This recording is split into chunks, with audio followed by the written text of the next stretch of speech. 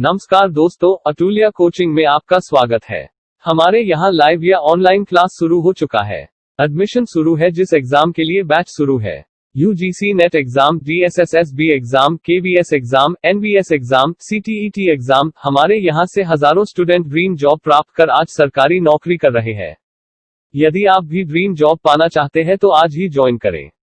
Inquiry के लिए हमें व्हाट्सएप करें 9999252275 पर। Thank you.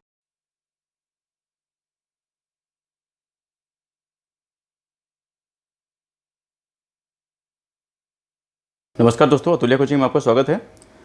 जैसा कि आपको स्क्रीन पर दिख रहा है, DSSB साइट पर नोटिस अपलोड हुआ है और ये नोटिस है रिजेक्शन नोटिस, यानी कि TGT हिंदी के लिए मेल पोस्ट के लिए।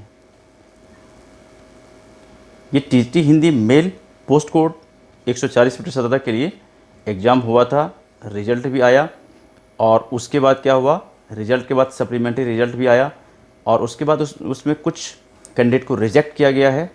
और किस वजह से रिजेक्ट किया गया है, चलिए ये देखते हैं। In continuation of rejection notice number 440 dated 22 May 2019 and rejection notice number 523 dated 1 October 2019 on scrutiny of marks secured in the written examinations and after preliminary scrutiny as per the provisions of the statutory recruitment rules for the post of TGT Hindi Mail, post code 140/17 in Directorate of Education, and the terms and conditions of the advertisement, the candidature of candidates bearing roll numbers mentioned below is rejected for the reason mentioned against each roll number। देखिए, ये जो rejection notice है, ये मैं बता दूं आपको कि ये सामने आपको देखिए लिखा हुआ है। रिजेक्शन नोटिस नंबर ये है 640 है और इसके पहले 2 रिजेक्शन नोटिस भी आ चुका है। पहला रिजेक्शन नोटिस आया था 440, जो कि 22 मई को जारी किया गया था, 22 मई 2019 को जारी किया गया था।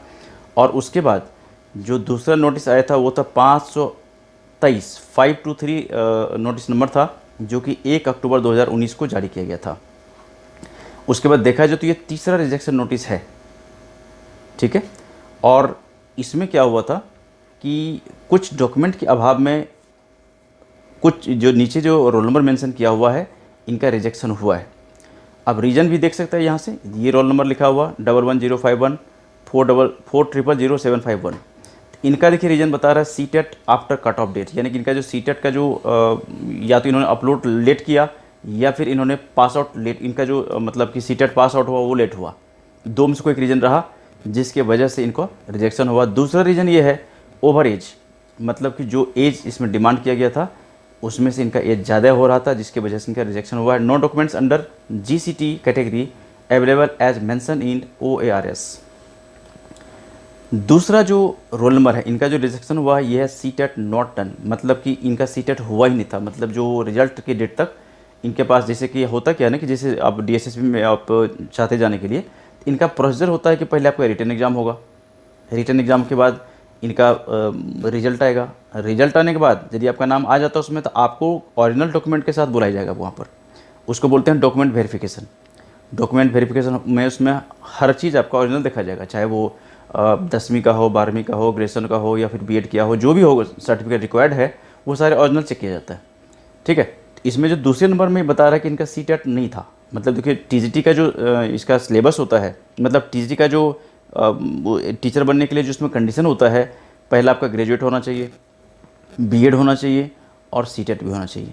किसी भी एग्ज़ाम के लिए, चाहे वो PRT हो, TGT हो, PGT हो, वो एग्ज़ाम कौन दे सकता है, उसके लिए एलिजिबल क्राइटेरिया क्या होता है, मिनिमम क्वालिफिकेशन क्या होता है, कौन इसको भर सकता है।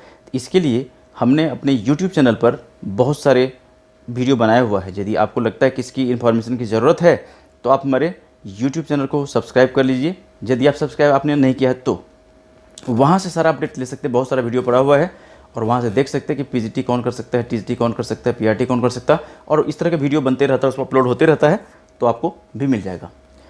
तीसरा देखिए इसमें ऑप्शन कह रहा है ये 12021400644 CTET in SC category 85 marks and applied under your category, hence his candidature cannot be considered under your category। अब देखिए इसमें क्या होता है ना कि जो यदि 85 मार्क्स आपके हैं तो आपको शेड्यूल कास्ट यानी एससी और एसटी में आपको क्वालिफाइड माना जाएगा सीटेट के लिए। लेकिन यदि आप जनरल कैटेगरी में आते तो फिर आपको 90 मार्क्स चाहिए, यानी कि 90 मार्क्स यदि आपके पास हैं तभी आपको उसमें सीटेट क्वालिफाई माने जाएंगे आप। ठीक है, तो एक्चुअल में इन्होंने अप्लाई किया था अनरिजर्व कैटेगरी में, लेकिन मार्क्स टोटल था 85, इसलिए इनका रिजेक्शन हुआ। ठीक है, तो देखिए ये मैं आपको ये जो मेंशन में कर रहा हूँ इसलिए कर रहा हूँ ताकि आप भी इस तरह की परेशानी में ना फंस जाओ। हर चीज़ देखो, कोई फॉर्म भरते हैं आप तो फॉर्म भरने से पहले आप ये चेक कर लो कि आप उसके लिए एलिजिबल हो या नहीं हो। ठीक है, चौथा नंबर देख लीजिए। चौथा नंबर बता रहा है इसका CTT after cut off date and also not qualified with 83 marks. अब यहाँ पर सीटेट पहली बात तो इनका जो शो किया इन्होंने ये कट ऑफ डेट के बाद इन्होंने शो किया, और also not qualified with 83 marks इनको आया था, जो कि इसमें क्वालिफाइड नहीं माना गया। ठीक है, पांचवा नंबर बता रहा है CTET after cut off date, फिर उनका भी यही रीज़न था। छठा number CTET after cut off date. ठीक है, तो ये एक इन्फॉर्मेशन था, हालांकि इससे हमें भी सीख लेनी चाहिए। जो भी देखो रिजेक्ट हुआ, जिस वजह से रिजेक्ट हुआ, तो ये हमें भी सावधानी रखना है कि आने वाले दिनों में हमसे ये गलती ना हो। ठीक है, इसलिए मैं जब भी कोई अपलोड करता हूँ नोटिस, जब भी कोई भी एडवर्टीजमेंट नोटिस इसमें अपलोड करता हूँ, तो मैं बार बार अर्ज करता हूँ कि नोटिस को हर तरह से अच्छी तरह से पढ़ो। आप अप्लाई करने से पहले एक एक लाइन पढ़ लो इसका, उसमें क्या है कंडीशन, समझ में नहीं आता है तो आप बोर्ड से हेल्प ले सकते हैं, नंबर होता है वेबसाइट पर, वहाँ से आप हेल्प ले सकते हैं। ठीक है, एक दूसरा भी नोटिस है, ये भी मैं आपको बताता हूँ। ये देखिए दूसरा नोटिस, ये देखिए दूसरा नोटिस है, ये है नोटिस नंबर 641। इसमें देखिए क्या कुछ कहता है ये, the shortlisted candidate were given opportunity vide notice number so and so, okay, dated this to upload their documents in the e dossier module. इनको देखो ई-डोजियर अपलोड करने के लिए इनको टाइम दिया गया था 15 जनवरी 2019 से लेकर के 24 जनवरी 2019 के बीच में। लेकिन क्या हुआ, with the specific direction that if any candidates fails to upload the e dossier during the set period, his candidature will be rejected and no further opportunity for uploading e-dossier will be given। ये सब clear देखो, ई-डोजियर जब भी file करने के बोला जाता है तो उसमें क्लियर मेंशन रहता है कि इस डेट से इस डेट के बीच में आपको फाइल करना है, यानी कि आपको जो डॉक्यूमेंट्स अपलोड करना है, यदि आपने नहीं किया तो फिर रिजेक्शन होता है। तो उसी वजह से इनका रिजेक्शन हुआ है।